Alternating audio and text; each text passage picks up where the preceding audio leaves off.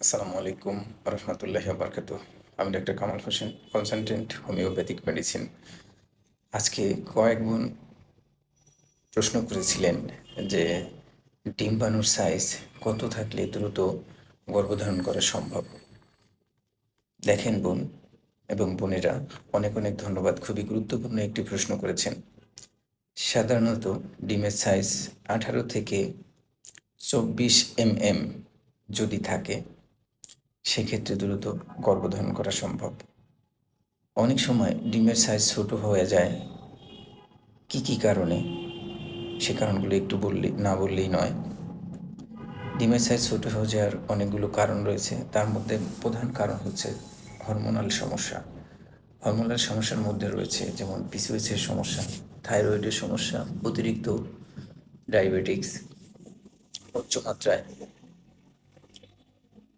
থাইরয়েডের সমস্যা, কারো কারো বারবার জরায়ুতে ইনফেকশন হয়, জরায়ুতে সিস্ট হয়, টিউমার হয়। এই ধরনের সমস্যা থাকলে আপনার ডিমের উৎপাদন ক্ষমতা কমে যায়, ডিমের সাইজ ছোট হয়ে যায়। আরেকটা কারণ হচ্ছে যদি আপনার বয়স একটু বেশি হয়, সাধারণত 35 পর থেকে ডিমের উৎপাদন ক্ষমতা কমতে থাকে, সাইজ ছোট হতে থাকে। তাই আমি বলবো, এখন যারা নতুন বিয়ে শাদী করেছেন সকল ভাই ও বোনের প্রতি আমার একটা রিকোয়েস্ট, যে বিয়ে হওয়ার পরপরই দ্রুত বাচ্চা নিয়ে নেবেন আপনারা। কেন বলছি? কারণ হচ্ছে যে সমস্যাগুলো হয় এখন, থাইরয়েডের সমস্যা, পিসিওএসের সমস্যা, হরমোনাল সমস্যার কারণে অনেক মা বোনদের বেবি হতে সমস্যা হয়। আবার আরেকটা সমস্যা হচ্ছে যে ভাইদেরও যে সমস্যাগুলো হচ্ছে ইদানিং, অ্যাজোস্পার্মিয়া, টেলিগোস্পার্মিয়া, অলিগোস্পার্মিয়া, এই ধরনের সমস্যা থাকার কারণে বাচ্চা হতে সমস্যা হয়। তাই বলবো যে বিশেষ করে মা বোনেরা, আপনারা বিয়ে হওয়ার পর দ্রুত সন্তান নিয়ে নেবেন।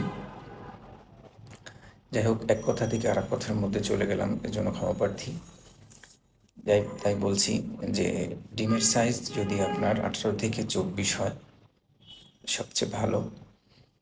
এই সাইজের হলে আপনি বাচ্চা নিতে পারবেন, আপনার সমস্যা হবে না আশা করি।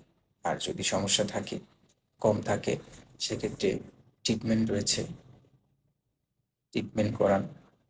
ট্রিটমেন্ট করলে ডিমের সাইজ বড় হবে এবং তারপরে আপনার বাচ্চা হবে ইনশাআল্লাহ। আমরা যেভাবে ট্রিটমেন্ট করে থাকি, যাদের ডিমের সাইজ ছোট, হোমিওপ্যাথিক মেডিসিন রয়েছে, জার্মানি মেডিসিনের মাধ্যমে ট্রিটমেন্ট করিয়ে থাকি। ডায়েট প্ল্যান বানিয়ে দিই, এক্সারসাইজ প্ল্যান বানিয়ে দিই। যে ধরনের সমস্যাগুলো রয়েছে, সমস্যাগুলো রিকভারি করাই, দেন আপনাদের বাচ্চা হয়। যাই হোক, অনেক কথা বলে ফেলেছি, কথার মাঝে ভুল ত্রুটি হলে ক্ষমা সুন্দর দৃষ্টিতে দেখবেন। নিয়মিত নামাজ আদায় করবেন। আসসালামু আলাইকুম রহমতুল্লাহি ওয়া বারাকাতুহু।